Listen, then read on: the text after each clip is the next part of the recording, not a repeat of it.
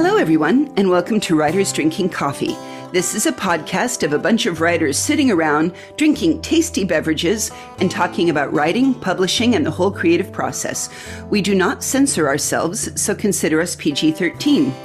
Your host writers today are Chaz and Karen Brenchley, and me, Jeannie Warner. This is episode 127, interview with Aliette de Bodard. Welcome, Aliette. Thank you for having me here. I'm delighted to be here. Oh, we are so glad. And for those of you listening who are not fortunate enough to have read her stuff yet, Aliette de Bodard is an award-winning writer of fantasy and science fiction, and occasionally a little bit of horror.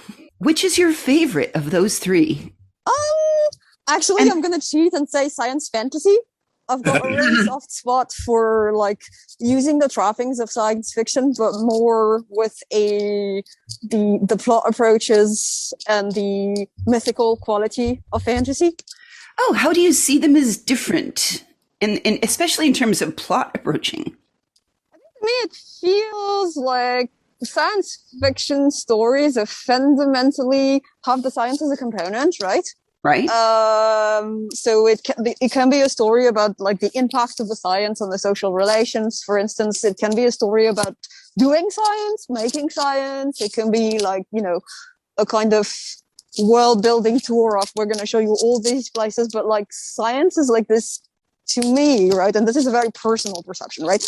There's this kind of integrality of the scientific approach somewhere in the background of the story.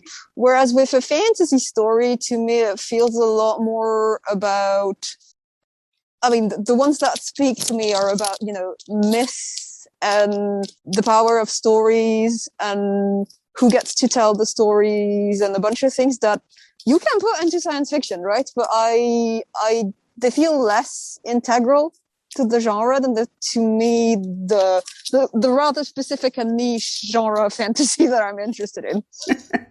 It makes sense. And you are an award-winning author. We can say you've won Nebula's, Hugo nominations, an Ignite Award, Locus, European Science Fiction, and Fantasy. So you pretty much seem to have a good handle on all of them. Do you feel you have been a citizen of the world? You've lived in multiple countries. English is your second language, and kudos for how well you write it. How has these different world influences affected your writing with the different countries and the different backgrounds? This is a really tricky question where you kind of ask a fish to describe the water, right? Because I don't really... Well, absolutely, Yeah, obviously it's fair. But just with the caveat that I'm probably the worst person to actually answer this question. My feeling is that, I'm of mixed descent, right? My mother is Vietnamese and my father is French, and also of mixed languages, which is I grew up mostly in French, but English was very important, and I finished my studies in an English-speaking country, right? Finished my studies. Anyway, I lived in an English-speaking country at some point. So I think I'm always very aware of how different cultures have different ways of doing things, and that, that goes from the things that everybody notices, like the food, right? And the thing that people notice a bit less, I think we were talking with a friend actually about the fact that in France at least, right, people value eye contact. And it's not the only country where they do. But actually, there's research that says that 98% of children who are within 3 generations of an Asian ancestor do not make eye contact because it's not respectful to make eye contact. It's aggressive. And so even in, the small gestures and the fact when, my grandmother doesn't hug me, she sniffs my cheek as a gesture of affection. And then there's very large things it's very important to worship your ancestor and respect your ancestors in my family. So I think there's a kind of always an awareness of things can be different. And I think that's been very useful, for navigating the world per se, but also useful in the context of world building where I can feel less encumbered by assumptions because I'm different places have a totally different calendar because I know at least 2 personally. So I don't make the assumption that the calendar I know is the only one, right? Absolutely. And I worked with somebody once, a lovely gentleman, very, very talented, very, very smart, autistic engineer. And he was one who said, by the way, I may have problems making eye contact with you. It's really hard for me. So if you add a little bit of neurodivergence in there too, along with any of those cultures, that makes it even extra tricky, doesn't it? Yeah. I mean, neurodivergence, gender as well plays a part. And I mean, there's all sorts of considerations, right? The other thing is, I think I've been there's a number of themes that I come back to in the course of my writing that I've been very interested in. For instance, some of the things that I'm interested in are liminal spaces and what it means to occupy a space between two or three different cultures for obvious reasons, right? And places where people are a little bit different, a little bit outside from mainstream culture, and what that means, and how much of a given culture you seek to preserve. What does diaspora mean, and how do different diasporas form themselves, which keep cropping up even though I don't make any conscious effort to include them in my writing. You have done some alternative history there, correct? A little, yeah. I wrote the Suya series, which is basically an alternate history series about what would happen if we had galactic empires that were inspired by a Confucian model rather than descended from the Roman Empire model. Mm-hmm. So they are of... I started with Chinese because Vietnamese was a little too scary. And then I thought, well, if I don't write my own culture, who's going to for me? So I moved to Vietnamese. And so there are those far-ranging space empires that are based on things I'm familiar with, given a new coat of paint, and then dealing with issues of war and ancestral memory and ancestor worship and culture and tradition and duty, except in space. Aliette, though, weren't your first books basically an Aztec empire? Yeah. I wanted to write a kind of historical fantasy mystery, and too many Spanish courses is basically what happened. And I think, I don't know. When I started, I was feeling very uncomfortable with the idea of writing anything that was based on my own cultures, because I was afraid that my family would just track me down and yell at me. My mum once gave me a lecture on my incorrect use of the word dialect. Wow. I was like, okay, well, I am glad you don't remember Asian mothers. Oh, wow. It's funny now, I think, what is this? It's 2021, and they're finally starting to have discussions that saying even the term Aztec is something that was labeled on top of Mesoamerican, that they didn't call themselves that. No, they didn't. Those are things I don't really feel very qualified to talk about, right? Especially since it was a long time ago. Fair enough. You have also a theme. You use a lot of demons and angels and ghosts across all of your genres, and I love that. Where do you feel? Do you feel that these are common images across anything? The ghost. I think Catholic school does have influences there. And also, in Vietnamese folklore, you have spirits and demons. And so it's not even a fascination with the supernatural, because they're just here, right? So they're kind of, I think we're coming back to liminal spaces. I think also part of my fascination is how do you share space with other people who are completely different? And some of them may not be mortal. Oh, yeah. That's a good point. I have a question, because I read your novella, The Tea Master and the Detective. Does this mean that you are a tea connoisseur? Oh, God, yes. Don't get me started. No, by all means. Tea has crept into every world, even though we had to import it. England, we're fairly certain, did horrible things to India, and it was all because of tea. So tea is important in the universe. Well, I've always grown up drinking tea, right? The very first thing that I started drinking when, I was no longer a child and drinking, milk, chocolate, and whatever it is that I was drinking before then was gunpowder tea, which my mum would buy in bulk from the local Asian supermarket. And tea has just become part of, tea is something that brings me great joy, but it's also become part of the writing ritual, right? So it's, okay, before a writing session, I am going to pick my tea. I am going to set out the tea boat, the teapot, the pitcher, and the cup. And I have pretty pictures and pretty tea boats and lots of pretty things that go with it. So there's a kind of, it's not I mean, it's a very soothing ritual, but also it's part of I am putting myself in the writing mindset now. We are doing the same, right? So I am boiling the water. We are pouring the water, brewing the tea. Okay, we're ready now. I love that. You're the first person that's really talked about having a ritual to writing. And I'd love to dig into this a little bit deeper. You clear your space. Everybody says, make a space and make the time and sit down and do it. But the ritual aspect of it, that's fascinating. Yeah. Well, the thing is, I mean, so I have a flat. There's like 3 of us in this flat, me and 2 kids. And it can be quite tricky to just, basically my writing zone is the dining room table. So I figured that I was going to need something to like mark the space. So I got the tea. I also got some pencil pots, right? Just to have all my pens that I write with and specific notebooks. So I basically like put the space together with the same components. It's not necessarily always in the same layout. It's like, okay, there's tea. I have pens. I have paper. My laptop's here. And now we are doing the writing. And there's this kind of, I think, because I don't per se have a dedicated space, right? So I have to make the space in my brain. Well, you have to dedicate your space in a slightly ritualistic way, and that makes perfect sense. So you say pens and paper and a laptop. I'm intrigued. Do you scribe it and then transcribe it, or tell us about your process? So no, I don't. So generally, any given thing is like about 50% research, and 50% first draft. And then, everything else is like past the 100% mark. And when I do research, what I will do is I will write things down, I'm also a fountain pen aficionado and ink.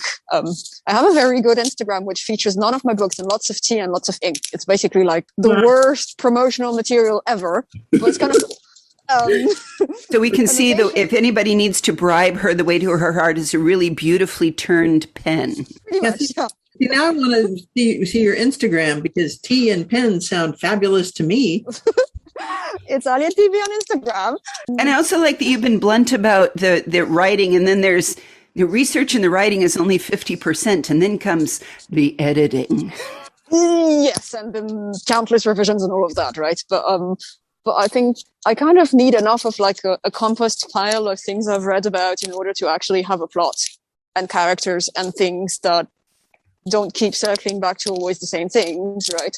So I will like have a pile of books that look to be vaguely relevant to what I want to write about. So the latest pile of book that I had was, piracy in the South China Sea, because I was trying to write a space pirate book. Oh, cool. I'll read and make notes, and I don't actually come back to the notes.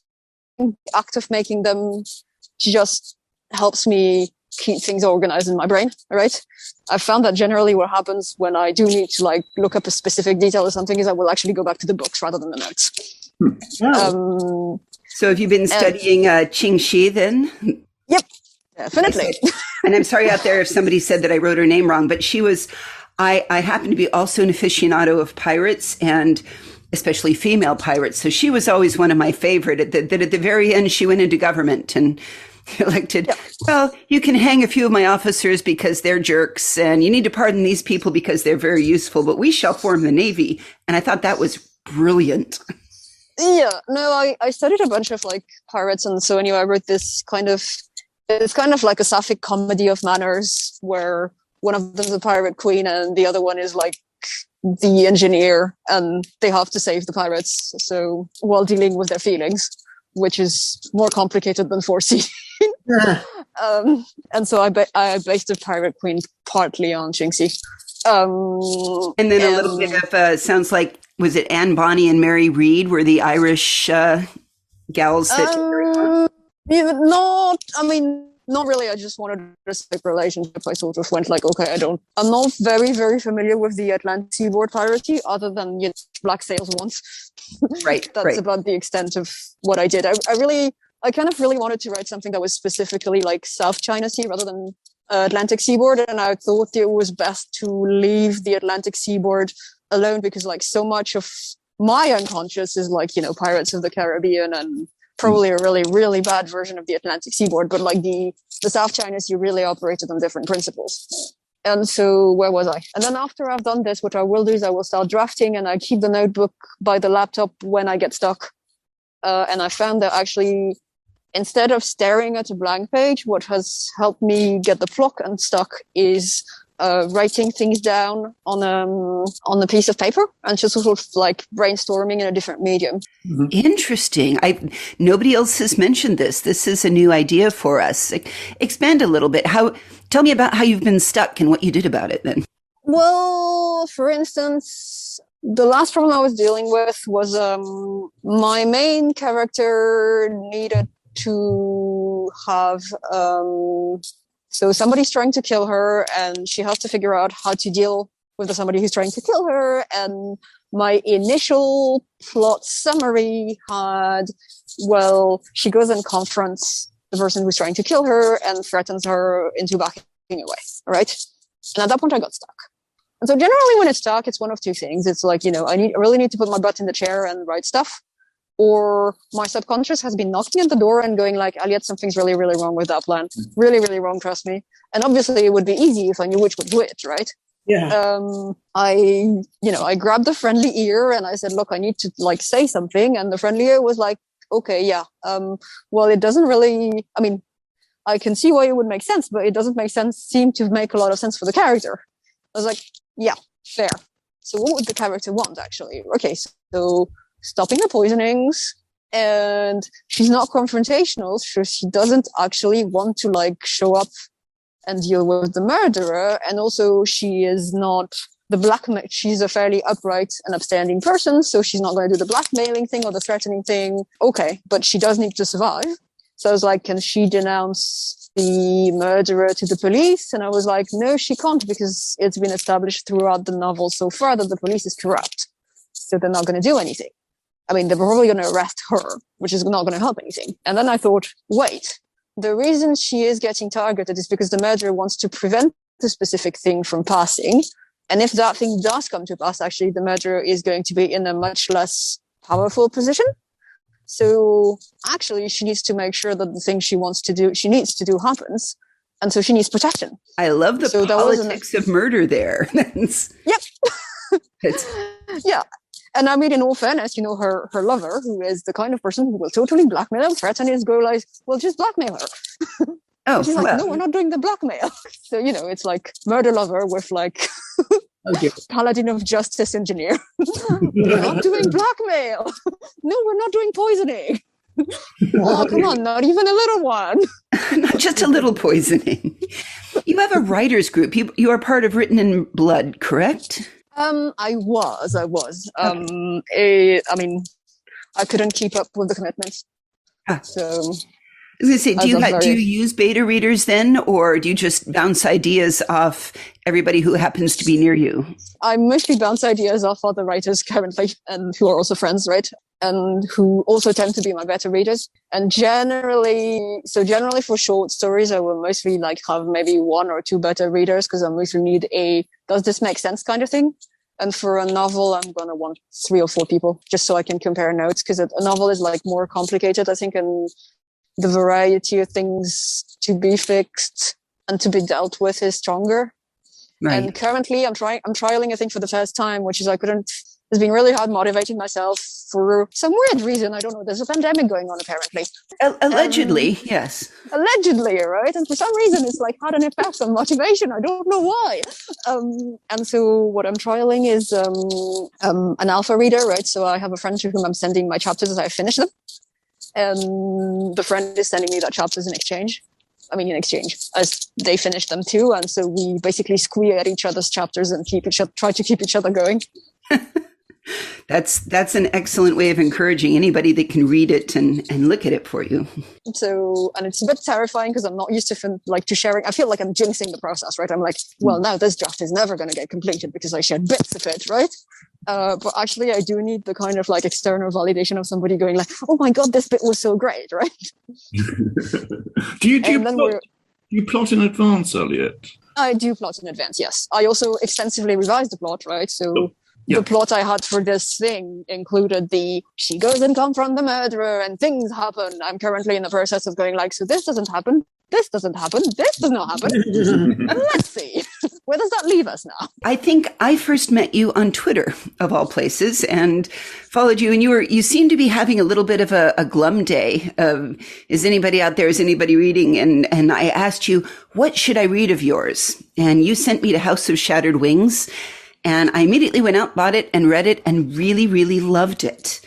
And I like that it was the devastated, almost post-apocalyptic Gothic Paris. And nobody had ever done that, of really sort of saying, all right, it's a post-apocalyptic but supernatural, and you used places that everybody knows and has a vision of immediately.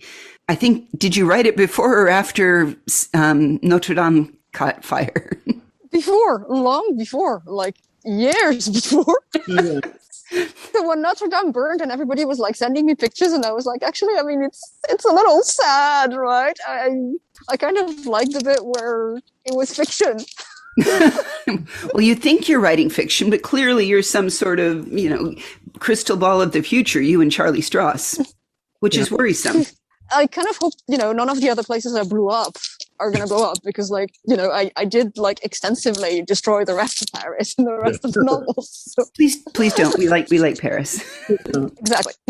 I like Paris too. I happen to live in it, so that'd be helpful.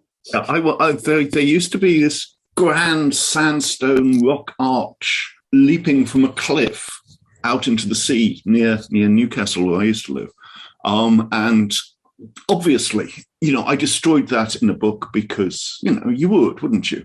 And a year later, whole thing fell down. Oh, Chaz. Oh, sure. So what we're saying is we should really be careful about what we do with words. Yes. Absolutely. What are you working on right now? What's your, if you can talk about it, where are you going in your mind palace right now? So I just finished a science fantasy short story that's basically about monasteries and the end of the world. And I'm working on a book that I've been working on for a while, which is a kind of space revenge kind of book. And about halfway through it, and the terrible middles stage of this, where I'm like, I don't understand why I'm feeling so down. Oh wait, isn't it the same every book? It is the same every book, right? What do you do when you hit that magic block and the ritual isn't working, and you like, okay, I need to do the scene where I murder this character that I like very much. I just don't seem to want to write it. How do you kind of kick yourself over those humps? Bribery. So chocolate's great. So what I've decided for this one is that every 15,000 words, I get some tea. As in get some tea, walk to the kitchen and buy it, or get some tea, there's a new thing I've always wanted to try, I shall order it. Yeah, no, pick it up. The second one. Excellent. I figured, it's fairly cheap for 15,000 words. Like yesterday when I finished my short story, I basically went like, okay, fine. Where are the M&Ms in the kitchen?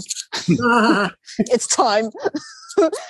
Sometimes I'm just stuck as with that previous plot point because my brain is going like, this makes no sense, right?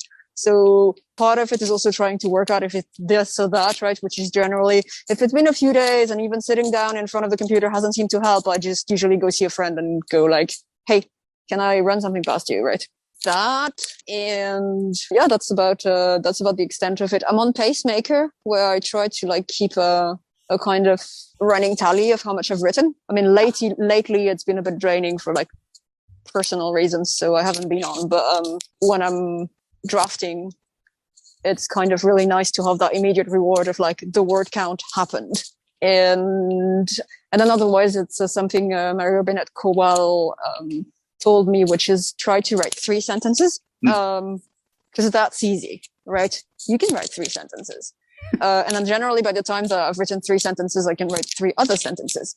Right. But the obligation, the goal is something imminently achievable that I can't beat myself over the head for failing, right? It's like, I will open the manuscript and I will write 3 sentences. That's super easy. So it's tricking my brain into starting. That's brilliant.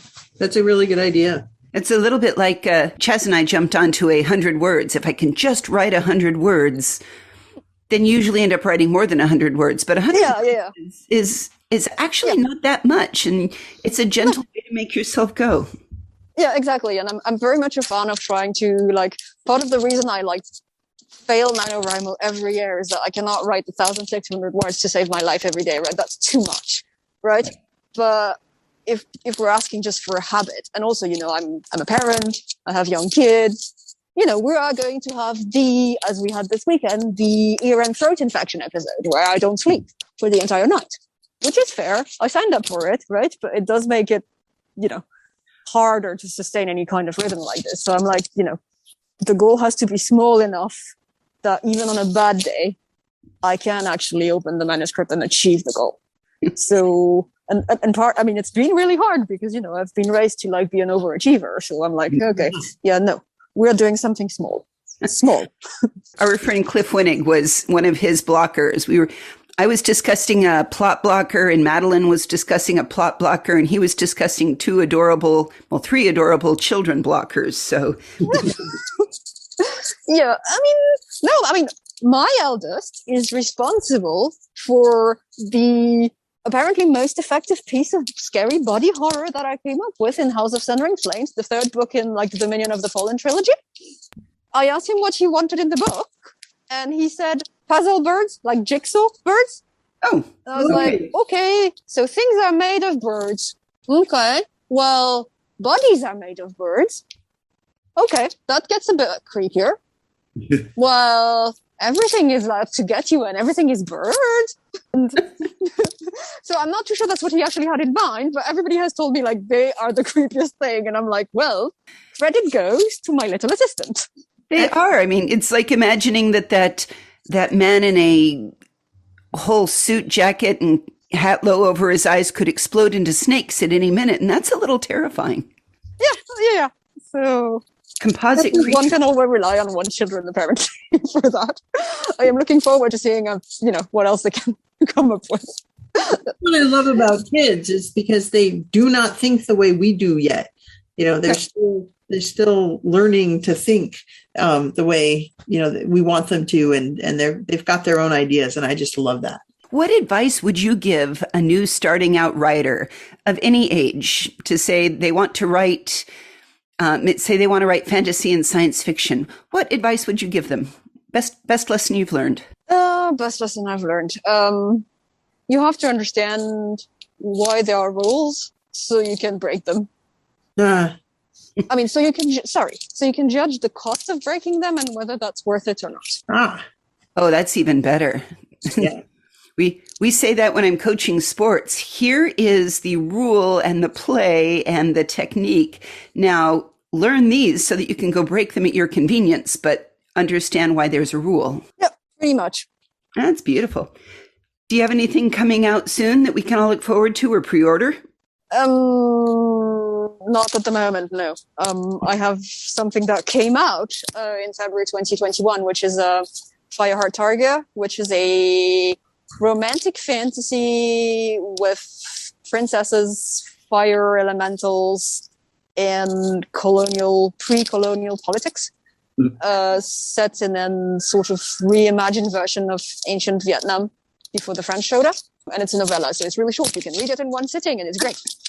I do feel like I have to mention that as trigger warnings, it does have abuse and a non-explicit rape attempt. What's it called? Fireheart Tiger. Fireheart Tiger. Thank you. Well, I will put links to your books, especially in this new novella, on our website, which is www.writersdrinkingcoffee.com. You can also find us on Facebook or Twitter. Aliette, this has been really great having you with us tonight. Thank you so much for taking the time from Paris. Well, thank you so much for putting this together, and thank you for the chat, which was lovely. Oh, we are so delighted. You've been listening to Writers Drinking Coffee, a labor of love and enthusiasm put together by the hosts.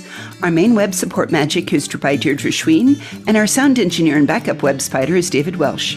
Our intro music is Pretty Maid Milking a Cow, and our exit music is Breakfast with the Morning Person, both by Michael Engberg. You can hear more from Michael Engberg on manyhatsmusic.com. Our podcast sponsor is Jackal Designs, and today, everyone who brings you delicious tea.